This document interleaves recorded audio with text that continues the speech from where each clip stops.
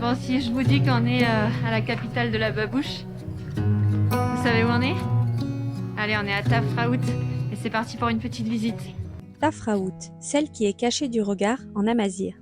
Cette ville résonne en nous comme une petite perle, cachée, un petit coin de paradis. Nichée au cœur de l'anti-Atlas marocain, la route pour y accéder est exceptionnelle. Mais les pentes vertigineuses en veulent vraiment à nos freins qui sont encore mis à rude épreuve. Nous arrivons enfin à 1200 mètres d'altitude, avec un climat semi-aride, aux températures qui avoisinent les 22 degrés en journée. Les précipitations y sont très rares et une jolie palmeraie tolérée par la commune en semi-sauvage pour notre camping-car nous offre un endroit idéal.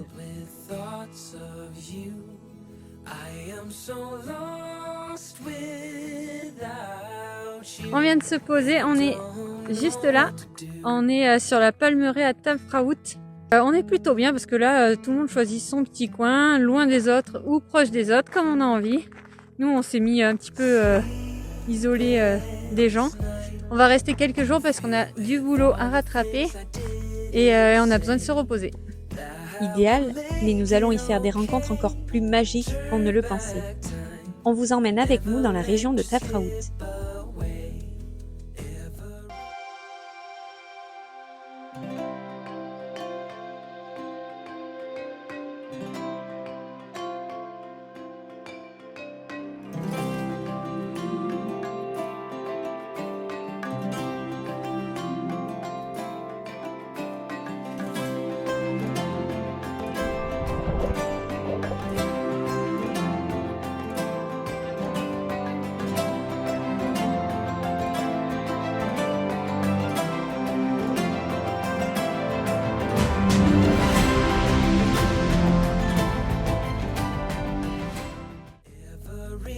Ce matin, on vient de prendre la poussette et on va aller faire un petit tour en ville. Je crois qu'il y a un peu plus d'1 kilomètre pour y aller.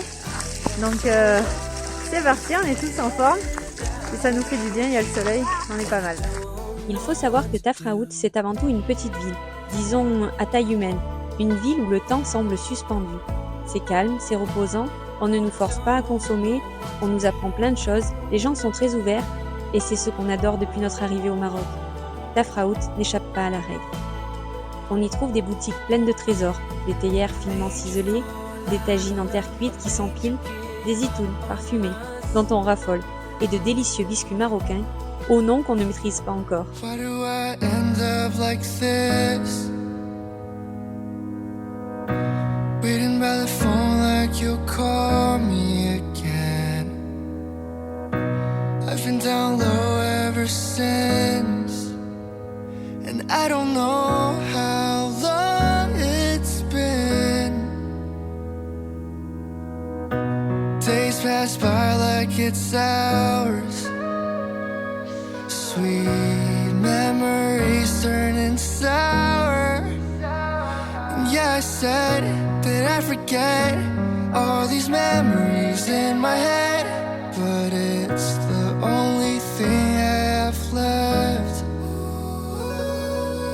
I keep my hopes up, one day you'll show up. Tell me that you love me again. I say I'm sorry, you'll come and hug me, but I know that it's all in my head. C'est vraiment un endroit où l'authenticité marocaine se dévoile dans chaque ruelle. En parlant d'authenticité, au détour d'une ruelle, on rencontre un guide qui nous amène à la découverte de l'histoire et la culture berbère. Un musée immense, où les salles contiennent tous les trésors amazighs, mais où l'on prend le temps de nous expliquer chaque chose qui nous questionne. Le temps, cette chose si précieuse, mais qu'il nous offre de façon si généreuse ici, à Tafraout. Si vous passez par ce musée fascinant, vous pourrez y découvrir des tapis tissés à la main, des bijoux anciens et des objets du quotidien, qui racontent des siècles de tradition.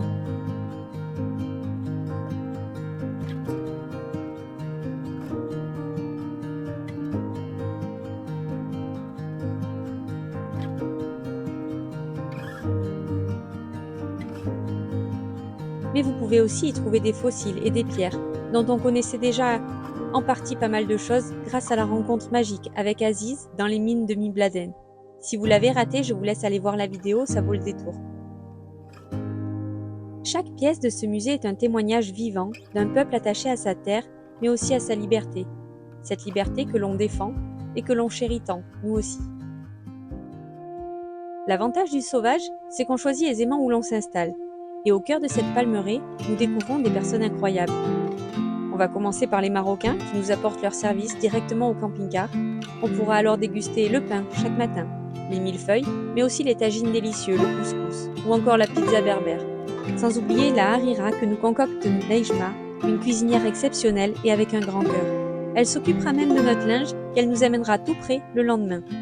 Si vous avez des réparations, les garagistes peuvent aussi s'occuper de vos problèmes.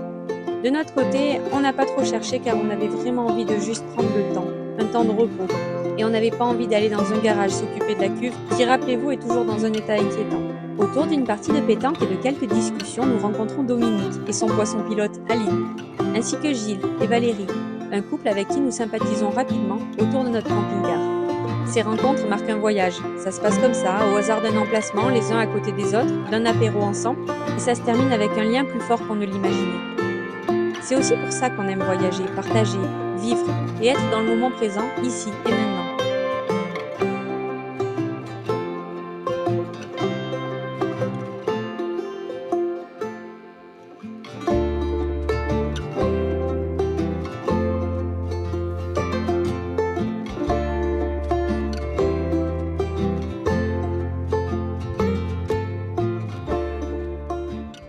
Derrière la palmeraie, il y a un oued à sécher qui nous offre une belle balade.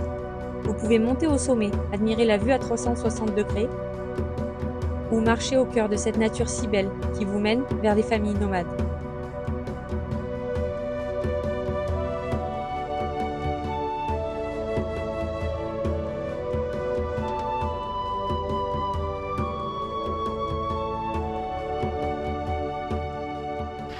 Bon, c'est parti, on est mercredi matin et le mercredi à Tafraout, c'est le grand souk.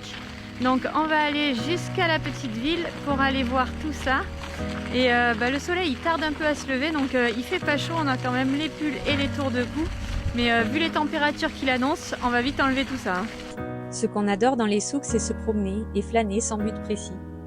Ici on trouve de tout, fruits, épices, objets d'artisanat et même une mamie, repartant avec un mouton sur le dos. Sweet memories turning sour. And yeah, I said that I forget all these memories in my head, but it's the only thing I have left. Une fois les achats faits, nous filons en direction d'une maison berbère réaménagée en musée.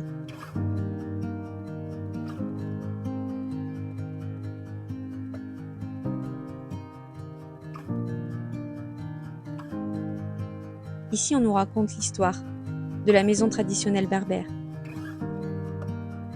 Ils utilisent encore la cuisine où l'on prépare le couscous et d'autres plats typiques du Maroc.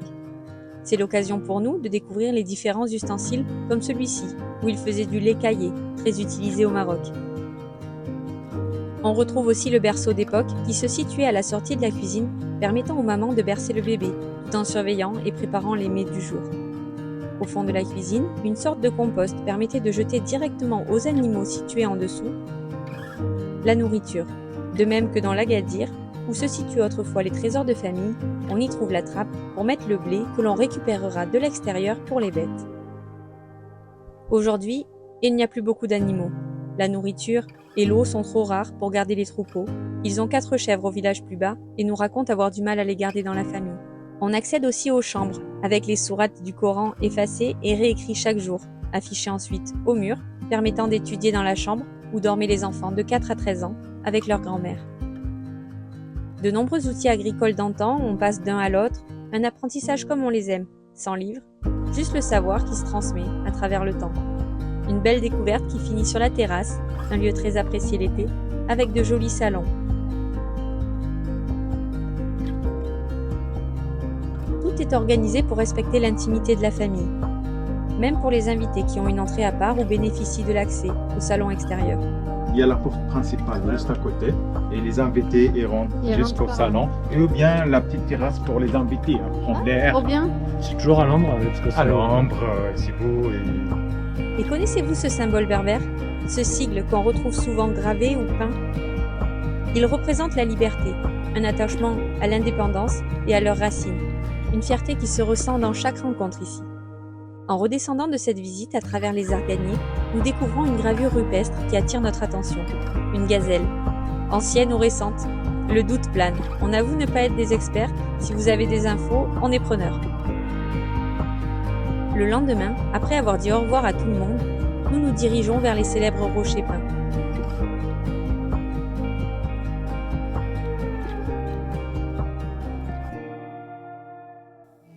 Il s'agit de l'œuvre d'un artiste belge, Jean Véram, qui, avec l'aide des pompiers et des locaux, autorisés par le royaume marocain, appliquera pas moins de 18 tonnes de peinture sur les gros blocs de granit pour créer ce paysage hors du commun.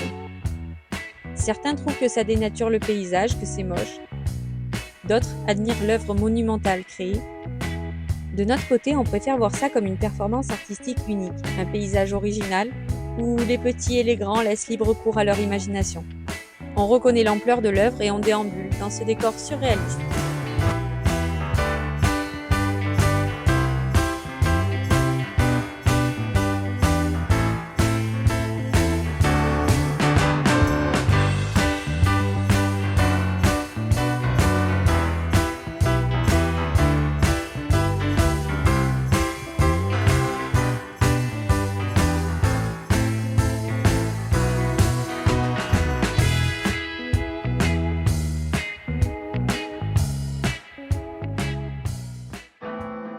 Nous continuons nos explorations non loin de Tafraout. On met le cap sur les gorges d'Aït Mansour, un joyau naturel où l'eau a sculpté des falaises impressionnantes. Il est possible de dormir directement dans les gorges, c'est calme et apaisant, avec l'eau qui s'écoule tout autour et l'ombre de cette oasis, un lieu à ne pas oublier si vous êtes dans le coin.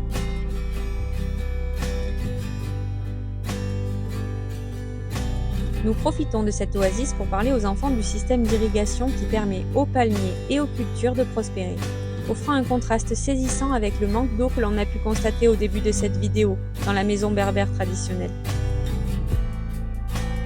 Vous pouvez vous promener à pied dans les gorges d'Aït Mansour, la balade est assez longue et vous fera faire un aller-retour, mais vous pouvez aussi faire l'immense boucle en véhicule si vous avez du temps. Vous y trouverez des petits villages berbères, aux maisons en pisé, dont les habitants se consacrent à une agriculture vivrière.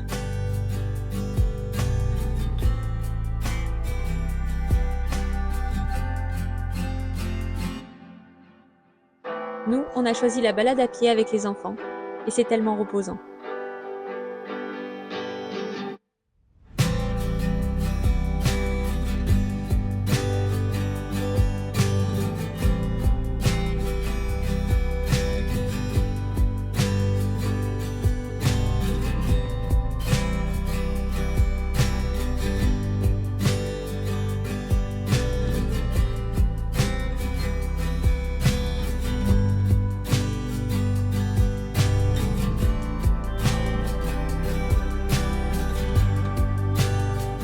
Après ce coup de cœur pour Tafraout, il est temps de reprendre la route. Direction Amtoudi, un autre village qui nous intrigue car nous avons hâte de découvrir notre premier agadir perché sur son rocher. Mais ça sera pour la prochaine vidéo. On vous dit à bientôt et en attendant, n'oubliez pas de liker la vidéo, ça nous fait toujours plaisir. Et si vous avez aimé, vous pouvez vous abonner pour ne pas manquer les prochaines vidéos.